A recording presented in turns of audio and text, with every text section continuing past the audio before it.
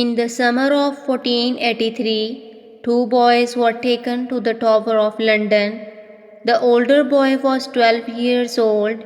His name was Edward. He was the rightful king of England, King Edward V.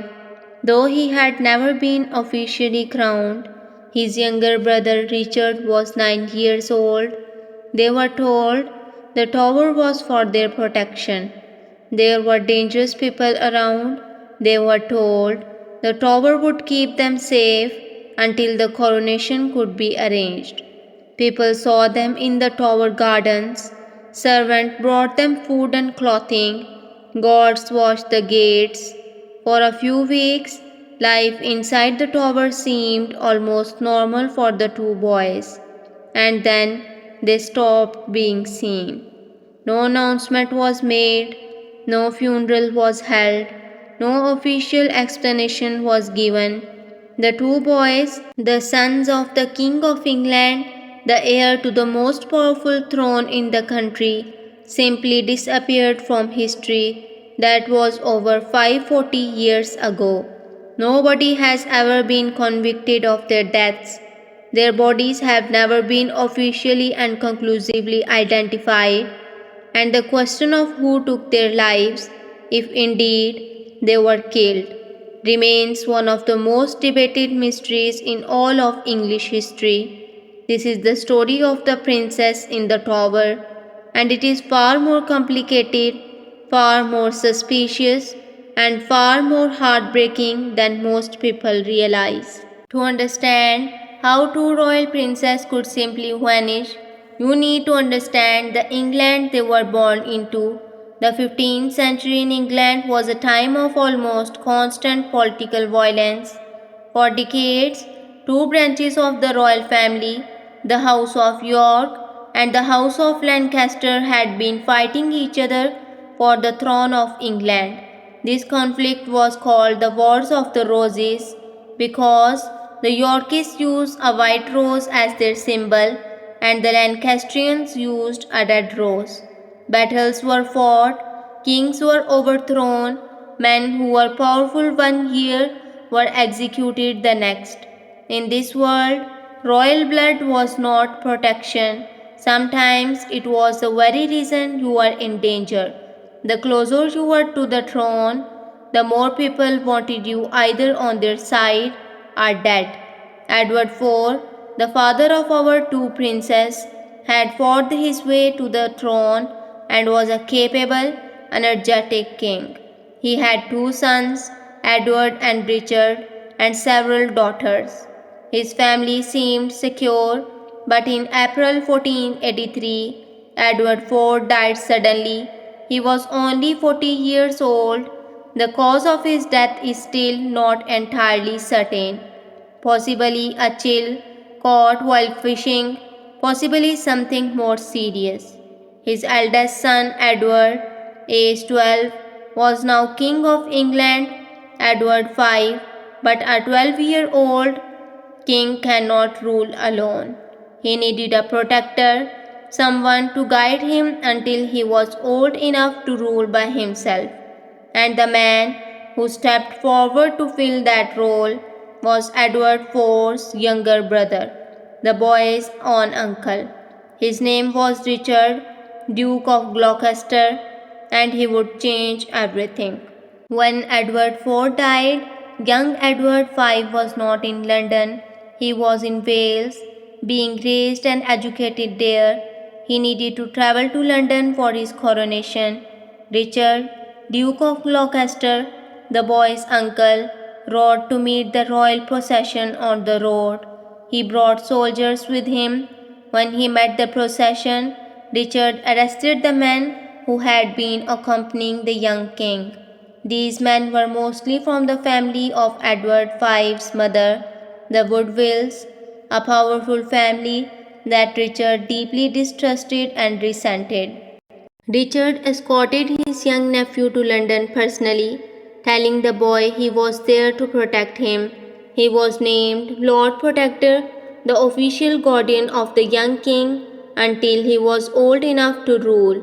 In London, Richard moved the young king into the Tower of London. This was not initially suspicious. The tower was a royal palace as well as a fortress and prison, and it was traditional for kings to stay there before their coronation. The coronation was scheduled, preparations were made, everything seemed to be proceeding normally, but then Richard made a move that shocked everyone. He suddenly announced that Edward IV's marriage to Elizabeth Woodville had been invalid. The legal argument was complex and disputed, but the conclusion Richard wanted was simple. If the marriage was invalid, then Edward V and his brother Richard were illegitimate. They were not the true heirs to the throne. The English Parliament, under enormous pressure and with Richard's soldiers present in London, accepted this claim. Edward V was declared illegitimate, his coronation was cancelled, and Richard, Duke of Gloucester, was declared King Richard III of England. He was crowned on July 6, 1483. The two young boys, Edward V and his brother Richard, were no longer kings or princes in any official sense. They were just two boys in a tower, and they were entirely at the mercy of the man who had just taken everything from them. After Richard III was crowned, the two boys were still in the tower. Servants still attended them. They were still seen occasionally, glimpsed through windows, reported to be playing in the tower gardens. A French historian writing at the time recorded that the boys were seen less and less frequently. Their appearances at windows became rarer, and then they stopped entirely. The exact date when they were last seen is not recorded. Historians estimate it was sometime in the late summer or early autumn of 1483, just months after their father's death and Richard's coronation. After that, nothing. No one in England made any public announcement about the boys. No death was proclaimed. No funeral was held. No graves were pointed to. They were simply no longer mentioned. This silence is itself deeply suspicious.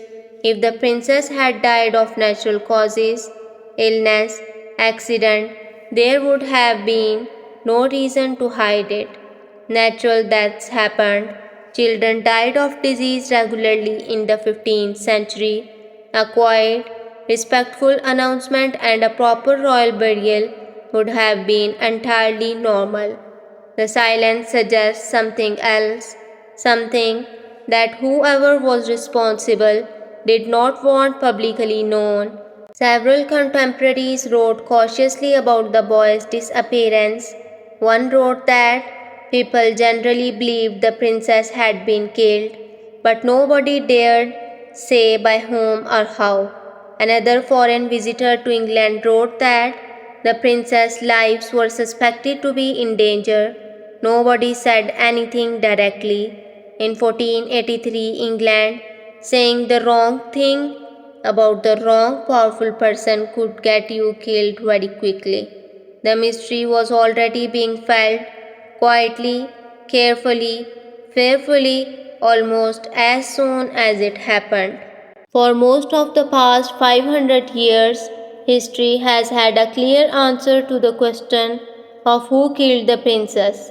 Richard III did it. The case against Richard is strong and logical. He had the most obvious motive.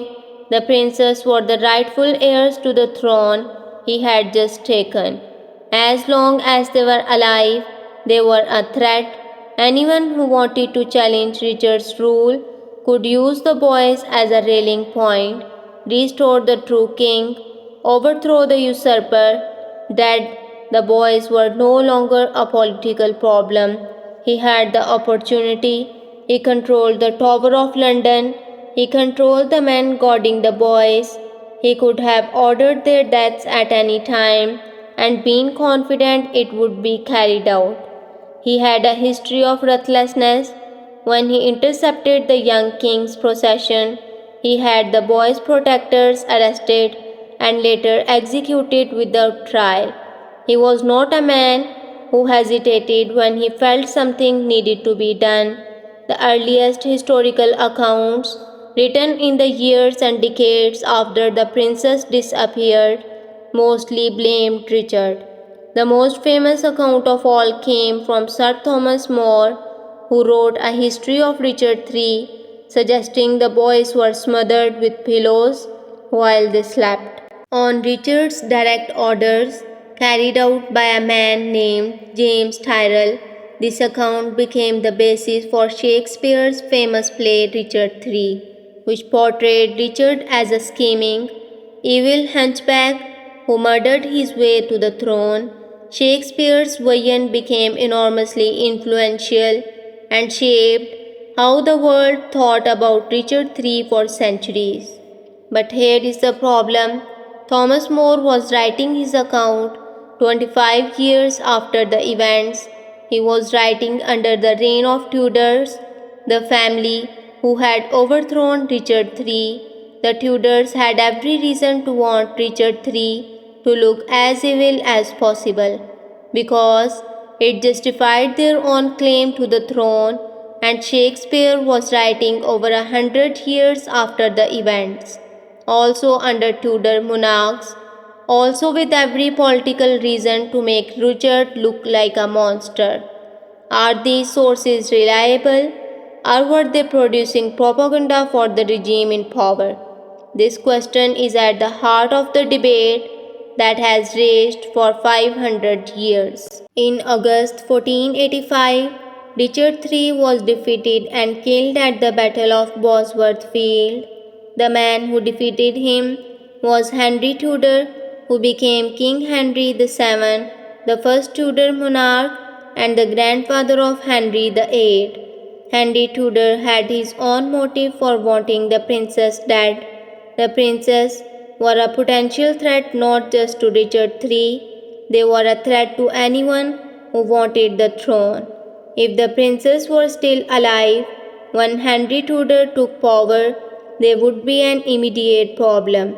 People could claim the illegitimate Yorkist heirs should rule, not this Welsh Tudor upstart. Some historians argue that Henry Tudor or his supporters may have ordered the deaths of the princes, possibly even before Bosworth, as part of clearing the path to the throne. If Richard III was blamed for the deaths, that was an added bonus. It made the man Henry needed to defeat look like a child murderer. Henry's behavior after taking the throne is interesting in this context. He never officially investigating the fate of the princess. He never pointed to remains. He never held anyone accountable. For a man who had just defeated the supposed murder of two royal children, the lack of any public accounting is strange, unless he knew something he did not want investigated too closely. The case against Henry Tudor is circumstantial, but it is not impossible. Richard III and Henry Tudor are the two main suspects, but history had offered others. One suspect is Henry Stafford, the Duke of Buckingham. He was Richard III's closely ally in the early days of the new reign. He helped Richard take power and was enormously rewarded for it. But within months, Buckingham turned against Richard and led a rebellion. Some historians argue that Buckingham, not Richard, ordered the deaths of the princes, possibly intending to take the throne himself.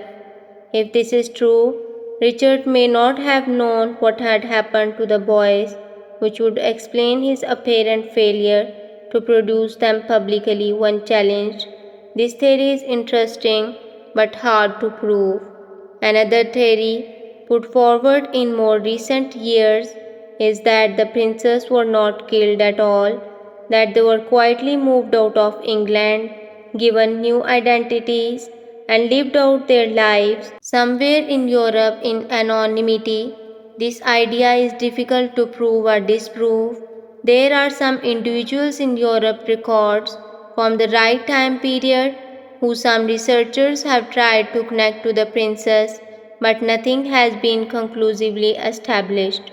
What we can say is this: if the princess survived and were hidden, they played no known role in any of the subsequent attempts to challenge Tudor rule, and several such attempts were made in the years after Bosworth. It would be very strange for the real princess to remain hidden when pretenders were risking their lives in attempts to claim the throne in their names.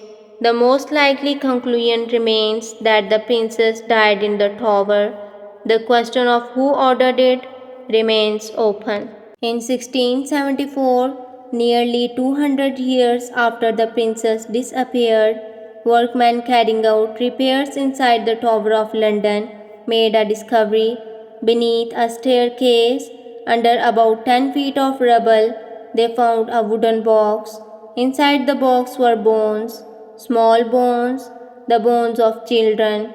King Charles II ordered the bones to be examined.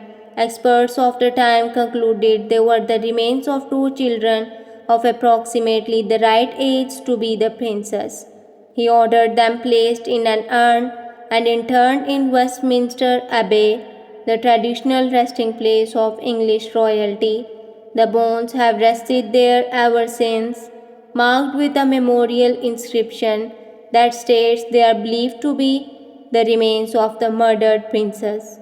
But here is the problem: the bones have never been subjected to modern forensic analysis. In the 1930s, a limited examination was conducted. The scientists involved concluded the bones were consistent with the age and genders of the princess, but the technology available then was very primitive compared to what exists today. DNA testing, modern forensic techniques, carbon dating, all of these could potentially answer questions about who these bones belong to. Are they really from the 15th century? Are they really human? Are they really the princess? The Church of England and the royal family have consistently refused to allow modern testing of the bones. The justification is respect for the dignity of the possible royal remains. Critics argue that the real reason is simpler. Nobody wants to know the answer if it is inconvenient. If the bones turn out not to be the princess, then where are the princes? If they turn out to be from a completely different time period, then the whole story needs to be reconsidered. If DNA does not match real royal relatives, then who are they? The bones sit in Westminster Abbey. The questions sit with them. In 2012, something extraordinary happened that reopened the debate about the princess more intensely than at any point in centuries. Richard III's grave was found. He had been buried after the Battle of Bosworth in a church in the city of Leicester. That church had been demolished centuries later. Nobody was certain exactly where he lay. Then a project led by the University of Leicester in partnership with the Richard III Society, a group dedicated to rehabilitating Richard's historical reputation, began searching. And in September 2012, beneath a Leicester car park that had been built over the old church site, they found him. The skeleton was extraordinary.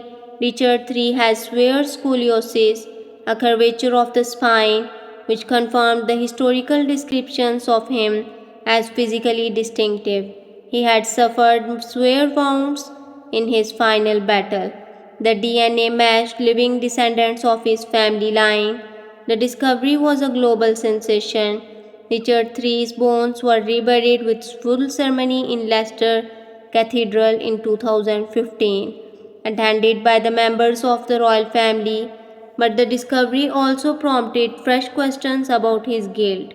Modern historians who have studied Richard III's actual documented behavior during his short reign note that he was not the straightforward monster of Shakespeare's imagination.